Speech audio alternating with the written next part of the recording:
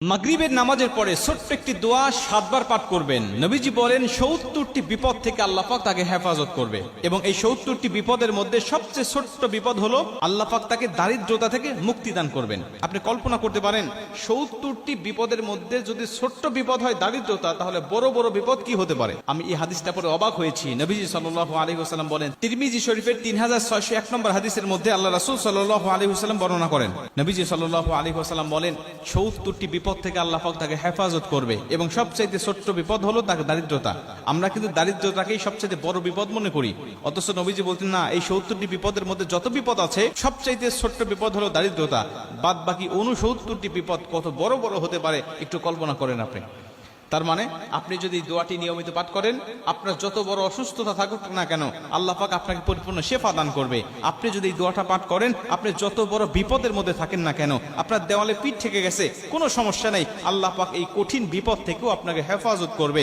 আপনি যত বড় দুশ্চিন্তার ডিপ্রেশনের মধ্যে থাকেন না কেন, এই দোয়াটি যদি আপনি নিয়মিত পাঠ করেন, আল্লাহ কঠিন কঠিন দুশ্চিন্তার ডিপ্রেশন থেকেও আল্লাহ পাক আপনাকে সম্পূর্ণ হেফাজত করবে। হাদিসটি হযরত আবু হুরায়রা রাদিয়াল্লাহু তাআলা আনহু বর্ণনা করেছেন। তিনি বলেন, নবীজি সাল্লাল্লাহু আলাইহি ওয়াসাল্লাম বলেন, তোমরা লা হাওলা ওয়ালা কুওয়াতা ইল্লা বিল্লাহ এটুকু সবচেয়ে বেশি বেশি পাঠ করো। কেন? এটা হলো জান্নাতের রত্ন ভান্ডার। এই লা হাওলা ওয়ালা কুওয়াতা ইল্লা বিল্লাহ এটা হলো জান্নাতের রত্ন ভান্ডার। যদি কোনো ব্যক্তি এই দোয়াটি বেশি বেশি পাঠ করে, তাকে জান্নাতের রত্ন ভান্ডার দান করা হবে। কল্পনা করতে পারেন, জান্নাতের রত্ন ভান্ডারের মালিক যদি আপনি হয়ে যান, তাহলে দুনিয়াতে আপনার কিসের সমস্যা, কিসের দুঃখ, কিসের ব্যথা, কিসের বেদনা, আপনি তো দুনিয়ার জমিনে সবচেয়ে সুখময় শান্তিময় একজন মানুষ। নবীজি বলেন হাদিসের শেষে, এই ব্যক্তি যদি লা হাওলা ওয়ালা কুওয়াতা ইল্লা বিল্লাহ বলার পাশাপাশি যদি আরেকটু যোগ করে বাড়িয়ে দেয়, লা হাওলা ওয়ালা কুওয়াতা ইল্লা বিল্লাহ ওয়ালা মানজা মিনাল্লাহি ইল্লা ইলাইহি, রাসূল সাল্লাল্লাহু আলাইহি ওয়াসাল্লাম বলেন লা হাওলা ওয়ালা কুওয়াতা ইল্লা বিল্লাহর পাশাপাশি ওয়ালা মানজা মিনাল্লাহি ইল্লা ইলাইহি এটুকু যোগ করে যদি কোনো মানুষ তেলাওয়াত করতে পারে, আমল করতে পারে, পাঠ করতে পারে, আল্লাহ পাক তাকে কঠিন কঠিন 70টি বিপদ থেকে তাকে হেফাজত করবে।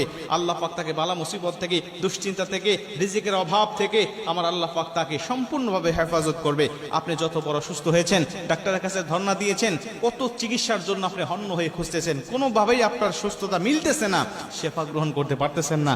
আমি বলি, আপনি ফজরের নামাজের পরে, মাগরিবের নামাজের পরে অথবা 5 ওয়াক্ত নামাজের পরেই যখনই সুযোগ হবে, যখনই মনে হবে, তখনই আপনি এই দোয়াটা পাঠ করতে থাকেন।